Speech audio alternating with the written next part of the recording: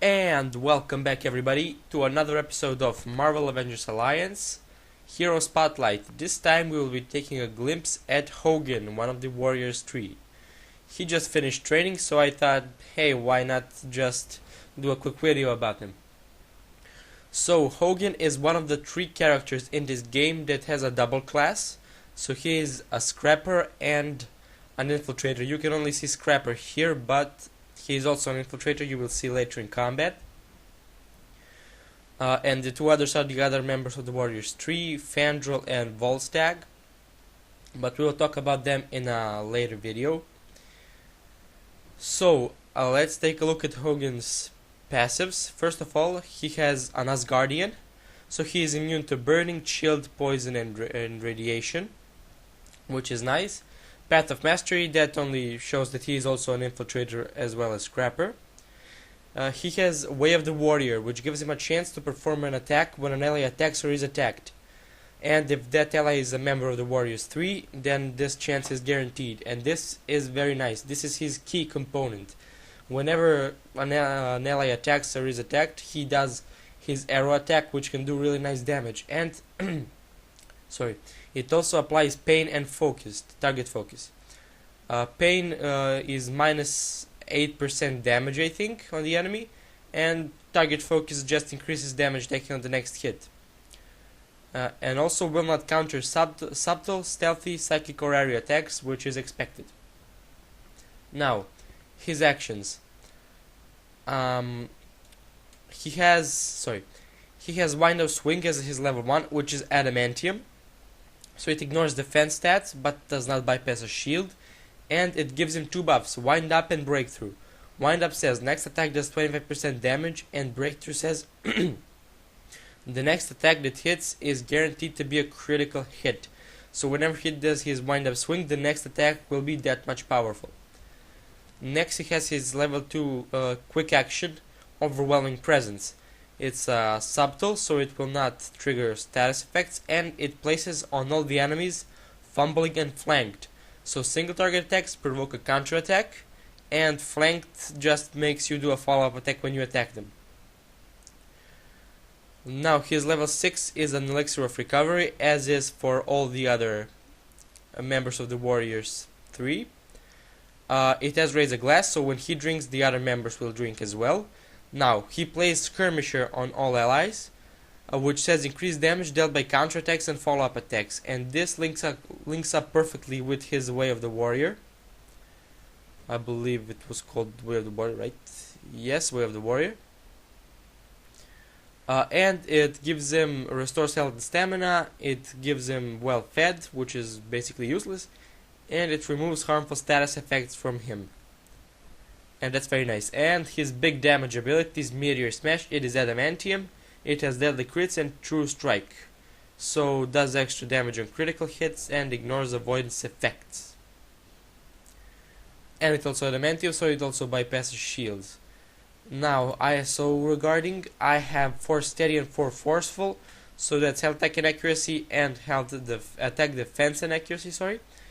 I have his character specific ISO, which gives him rigorous training. So he's immune to Wide Open, Off Balance, Fumbling and Flanked, which means that nothing can prevent his Way of the Warrior, in principle. And I have a powerful Martial ISO, which increases damage on his level 9, but I think it would be a better idea to put the one that increases chance to crit, because it has, high deadly crits. So yeah, that's all I have to say about Fandral, all there is to say. Sorry, Hogun. And let's take a look at him in PvP. Okay, it's time for some real PvP action, a real test, and we have a mirror match here. So we can see Hogun's abilities on one and the other side, which I think is a very nice coincidence. Very convenient. And Hogun gets to go first. So he's a Scrapper and an Infiltrator, as you can see here.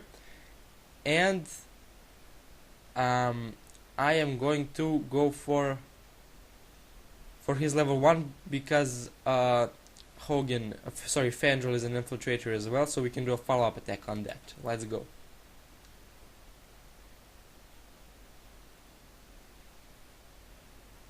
that did some really nice damage. You saw how the next deck was more powerful than the first. That's because of his buffs on his level 1, and that was the other Hogun's ability. So with Fandral, I'm only going to place on guard. There's no point in putting bleeds because Hogun does not exploit bleeds. Riposte, wind up swing, okay. He did the same thing as I did with my Hogun.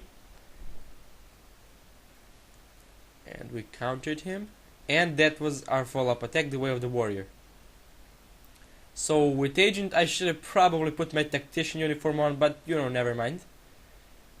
I'm using the Tankard, but first I'm gonna use the Psychic Amplifier. Just to see if I can get some nice buffs. And after that, I'm gonna go for the Tankard. That's gonna give Fandral an extra turn, and it's gonna give class bonuses to Hogun.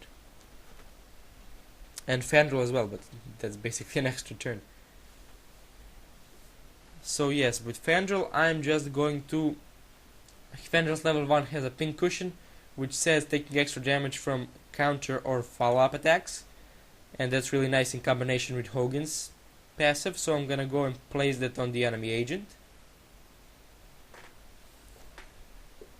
Dealing some really nice damage, and there we go.